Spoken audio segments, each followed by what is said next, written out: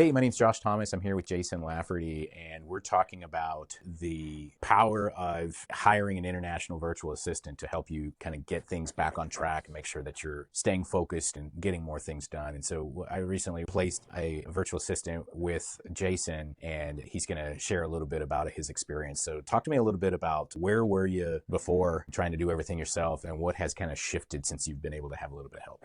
So I think before would be like you have a grand idea to delegate some tasks to a VA, and then you get them on board, everybody's excited, but then in a few months down the road, it's like, I don't want more stuff to do. And so like the accountability side was kind of big, and like keeping up with them. And because if you don't do that, then things just start to kind of phase off. Like there's less productivity. Often they're getting other secondary, third jobs. And so for me, it was just, I wasn't hire somebody to put in extra work. So the difference would be now it's like, I don't have to do that as much. What I like doing is just like setting the task and let's move on to the next one. So not having to do that, so we're like, checking in, kind of babysitting is kind of how I see it. Has been allowed me to focus on higher level tasks and stuff that I want to do. Yeah, it makes sense. And so what you're sharing here is like you've hired a VA before, and if you don't have the time to keep up with them, they kind of like fade away. Yeah. Yeah, like you'll notice like a couple hours go by before you can respond to them if you check on them periodically if they're doing other things, so just having a little bit more keeps them on track, keeps them effective. That's what you're paying them for. Slight adjustment, big difference. Yeah, getting a full-time person that's only working for you, and they've got those guardrails on them from being managed, and somebody's taking care of that for you so that you really don't have to worry about like if they're out there hustling, as you said, and you're trying to find another way to make some money. Yeah, I just want to go in the meetings. What are we working on? What's the next task? What adjustments do we make? And then get on to the next. Kind of set the expectation and just move forward. You talk through some of the things that you have a VA do. And first of all, tell us what you do for a living, and then how do you incorporate your VA to multiply your productivity? Yeah, so I help investors build and operate high-performing RV parks without the management or just overall headaches. So we have a construction vertical,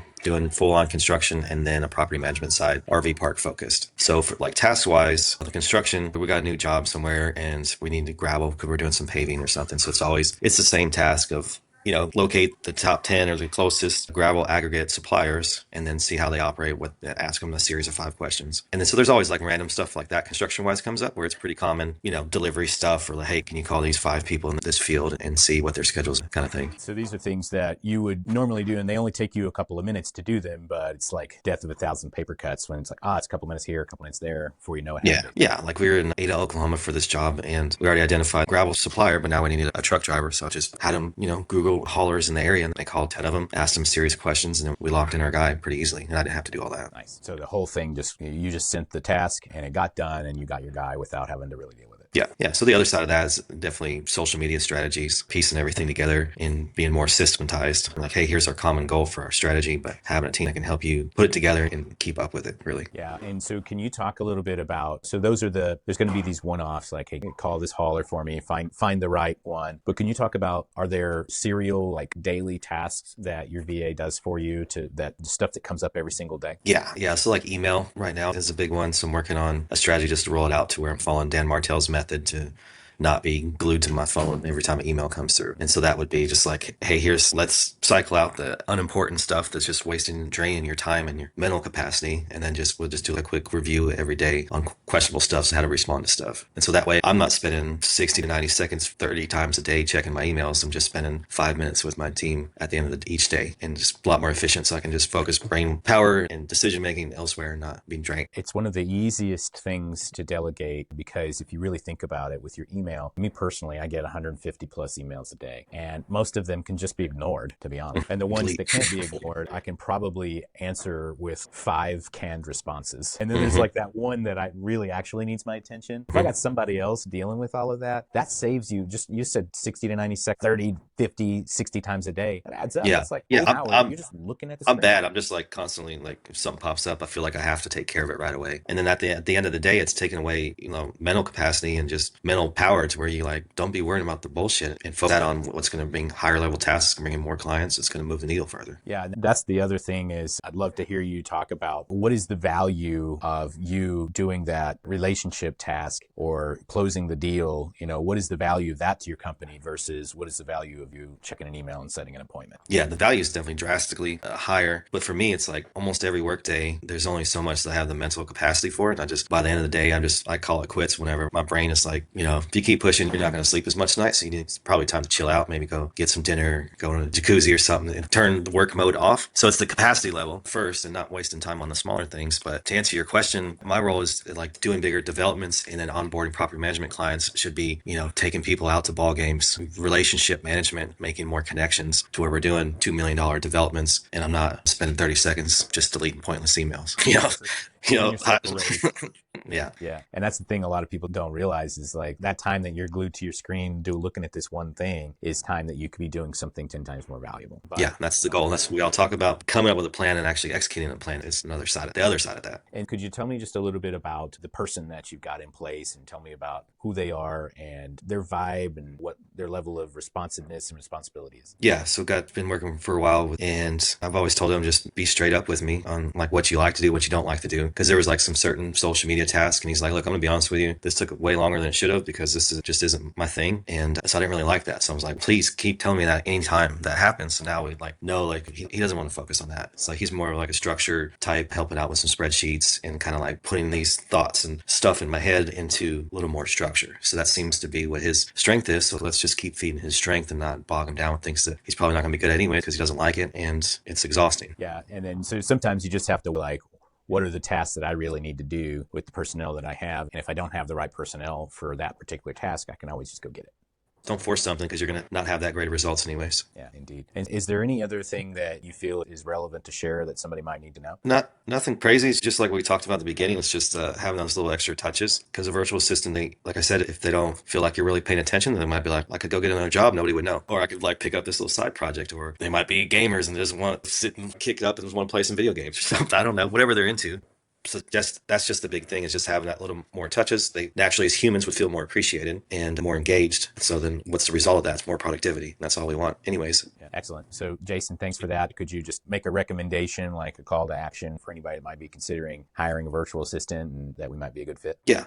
So I think if somebody's in a construction space or a lot of different, I don't know, probably just any business, but for me in a construction space, I found a lot of value on working with you, Josh, on like your strategy for handling the VAs. And so I just definitely recommend it wherever somebody's at stages in their business, whether they're just starting out, whether they've been doing it for years, or it doesn't have to be. Whatever you identify what your needs are, then just get clear on that. And then working with you just made it a lot easier just to implement it, just get it done. Because I hate talking about stuff. I just want to do stuff, like get on to the next task and move the needle forward and start working on the more important things. So let's talk real quick about some results that you've been able to get by the work you've been able to delegate outside of you. So specifically social media, something that you've been really, really inconsistent about because you haven't had that time for it. And so now you've got that covered, and talk a little bit about what's been happening since. Yeah. So I finally been an adult about it and started taking it more serious and professional, rolling out a podcast, start recording some videos to edit some, and just getting more serious about it. And then obviously implementing, a team with VAs that were just like coming up with like a systemized process. So we're not even there yet, but we've been just taking this stuff, growing it, taking it more serious, putting stuff out there. And like 2 weeks, was a week or two ago, just posted a couple of things I didn't think were that big of a deal. And I had 6 people reach out to me that wanted to talk about doing multi-million-dollar RV park developments or running their RV parks for the property management side. So we're not even like full steam yet, like on every platform, like I want to consistently multiple times a week. So when that happens this next month, I come the springtime, I imagine them. So those 2 leads every once in a while that just come to me. I didn't have to work them and didn't have to nurture them. They just like, hey, will you help me?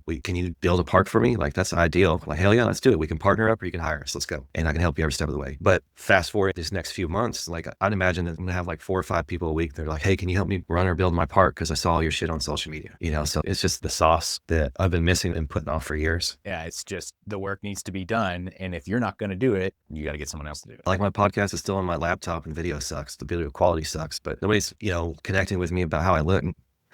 They just see when we start talking parks, they're like, that dude knows what the fuck he's talking about, and I want to work with him. Nobody cares how the quality of the video is, like 240p or whatever. It doesn't matter. Because what matters is that it got out there and it got produced, and it's something that you wouldn't have been able to do without help. Yeah. And I just bought a webcam that's going to be a great improvement and some audio stuff. So it's going to get better. Just do the work and get it out there, and then optimize as you move along and improve as you can grow. I think it's key. Real quick, you tell us, you were about to say something about the boardroom mastermind. Can you tell that? Yes. So just got back from the boardroom mastermind and 280 real estate entrepreneurs, and you break out into people relevant in your space into different rooms with 15, 20 people, and you give a pre-filled out presentation about where you're at with your business, what are your KPIs, what are your challenges, and then what are your goals for the next quarterly meetup. And so I didn't do a very good job preparation. I knew what I wanted to talk about, but then I started getting into it, and the main guy in the room was like, "You don't know your KPIs. You're just flopping around." And he just grilled me, and he's like, "I don't need to hear anything else. The next quarter, one of your goals is going to be like, start getting your KPIs in order and start tracking your shit and start dialing us in, because right now you're just kind of flopping around." And he just roasted me. So now that's what we're meeting on next week, is like, all right, we need to create a system for tracking this stuff, because right now it's me putting out